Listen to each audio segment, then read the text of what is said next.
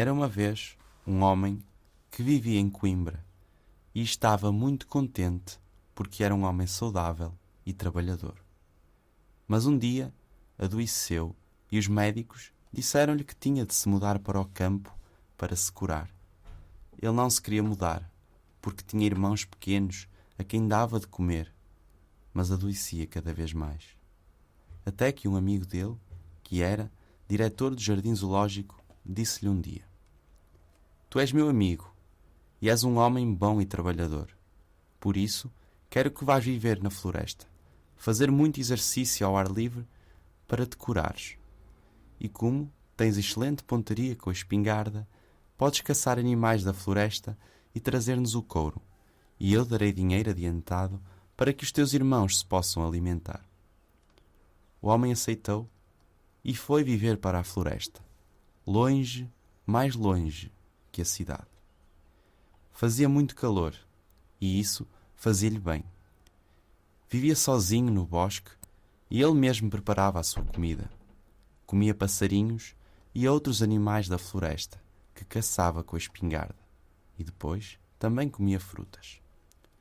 Dormia debaixo das árvores e, quando fazia mau tempo, construía em 5 minutos uma tenda com folhas de palmeira e lá ficava, sentado a fumar, bem contente no meio do bosque que rugia com o vento e a chuva. Tinha feito uma trouxa com a pele dos animais e carregava-a no ombro. Tinha também agarrado muitas cobras venenosas vivas e levava-as dentro de uma grande cuia, porque lá há cuias tão grandes como latas de querosene. O homem estava curado outra vez. Estava forte e tinha apetite. Justamente um dia em que estava com muita fome, porque fazia 2 dias que não caçava nada, viu às margens de uma grande lagoa uma enorme onça que queria comer uma tartaruga que a segurava, parada na ponta da cabeça, para enfiar uma pata e arrancar a carne com as unhas. Ao ver o homem, a onça lançou um rugido espantoso e lançou-se de um salto sobre ele. Mas o caçador, que tinha uma excelente pontaria, mirou entre os 2 olhos da onça e estourou-lhe a cabeça. Depois arrancou-lhe a pele, tão grande que ela sozinha podia servir de tapete para um quarto. Agora, falou o homem, vou comer a tartaruga, que é uma carne deliciosa. Mas quando se aproximou da tartaruga, viu que ela já estava ferida, que tinha a cabeça quase separada do pescoço, pendurada por 2 ou 3 fios de carne. Apesar da fome que sentia, o homem teve pena da pobre tartaruga e levou-a arrastada com uma soga até à sua tenda e atou-lhe a cabeça com tiras de tecido que tirou da sua camisa, porque só tinha uma camisa. Levou a tartaruga arrastada porque ela era grande, tão alta como uma cadeira e pesada como um homem. A tartaruga ficou encostada num canto e lá passou dias e dias sem se mexer. O homem cuidava dela todos os dias e depois dava-lhe palmadinhas sobre o casco. A tartaruga finalmente curou-se. Mas aí foi o homem que adoeceu. Teve febre e sentia dores por todo o corpo. Depois não conseguia mais levantar-se. A febre aumentava sempre e a garganta ardia de tanta sede. O homem compreendeu então que estava gravemente ferido e falou em voz alta, mesmo estando sozinho, porque tinha muita febre. Vou morrer, disse o homem. Estou sozinho, já não consigo mais levantar-me e não tenho sequer quem me dê água. Vou morrer aqui de fome e de sede. E pouco depois, a febre subiu mais ainda e ele perdeu os sentidos. Mas a tartaruga escutou e entendeu o que o caçador dizia. E ela pensou então: o homem não me devorou de outra vez. Apesar de ter muita fome, curou-me. Eu vou curá-lo agora. Foi então até à lagoa, trouxe um casco de tartaruga pequenininha e depois de limpá-lo bem com areia e cinza, encheu de água e deu de beber ao homem, que estava estendido sobre a sua manta e a morrer de sede. De seguida, foi buscar raízes macias, que levou ao homem para ele comer. O homem comia, sem se dar conta de quem lhe dava a comida, porque tinha delírios com a febre e não reconhecia ninguém. Todas as manhãs, a tartaruga percorria o bosque, procurando raízes cada vez melhores para dar ao homem, e sentia não poder trepar nas árvores para levar-lhe frutas também. O caçador comeu assim dias e dias sem saber quem lhe dava a comida. E um dia retomou a consciência, olhou para todos os lados e viu que estava sozinho, pois ali não havia ninguém além dele e da tartaruga, que era um animal. E disse outra vez em voz alta: estou sozinho no bosque. A febre vai voltar outra vez e eu vou morrer aqui, porque só em Coimbra há remédios para eu me curar.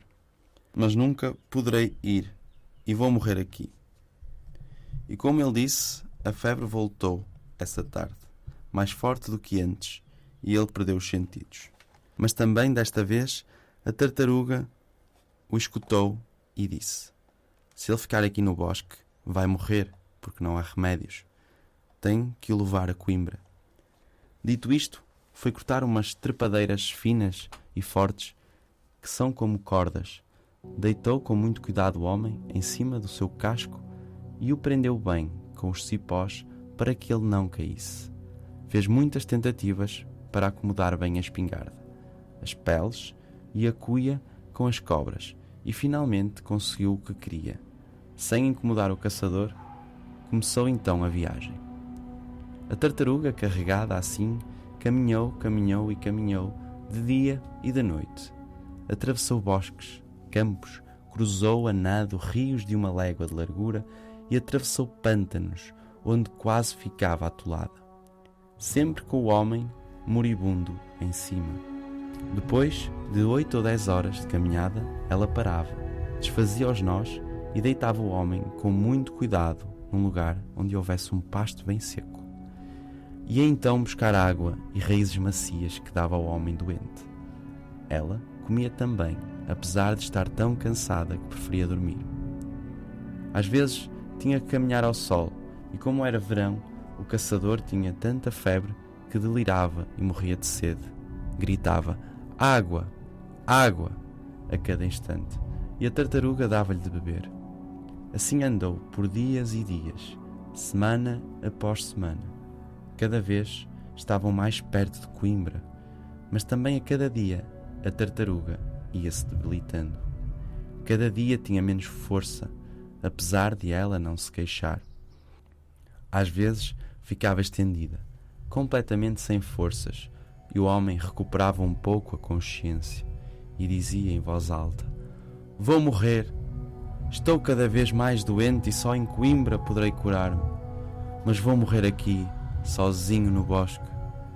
Ele acreditava que estava sempre na sua tenda, porque não se dava conta de nada. A tartaruga levantava-se então e começava de novo o caminho. Mas chegou um dia, um entardecer, em que a pobre tartaruga não suportou mais. Chegou ao limite das suas forças e não aguentava mais. Tinha parado de comer já há uma semana para chegar mais rápido. Não tinha forças para mais nada. Quando a noite caiu completamente, viu uma luz longínqua no horizonte, um brilho que iluminava o céu, e não soube o que era. Sentia-se cada vez mais fraca e fechou então os olhos para morrer junto com o caçador, pensando com tristeza que não tinha podido salvar o homem que tinha sido bom para ela. Entretanto, já estava em Coimbra e ela não sabia. Aquele brilho que via no céu eram as luzes da cidade, e ia morrer quando já estava no final da sua heroica viagem. Mas um rato da cidade, possivelmente o ratinho Chico, encontrou os dois viajantes moribundos. Uou! Que tartaruga! Disse o rato. Nunca tinha visto uma tartaruga tão grande. E isso que tem nas costas, o que é? É lenha? Não, respondeu com tristeza a tartaruga. É um homem. E aonde vai com esse homem? Acrescentou o curioso rato. Vou. Queria ir a Coimbra, respondeu a pobre tartaruga com uma voz tão baixa que mal se escutava. Mas vamos morrer aqui, porque eu nunca vou conseguir chegar. Ah, sonsa, sonsa, disse rindo o ratinho. Nunca vi uma tartaruga mais sonsa. Já chegou a Coimbra. Essas luzes que vê lá são Coimbra. Ao ouvir isso, a tartaruga sentiu-se com uma força imensa, porque ainda tinha tempo de salvar o caçador, e retomou a caminhada.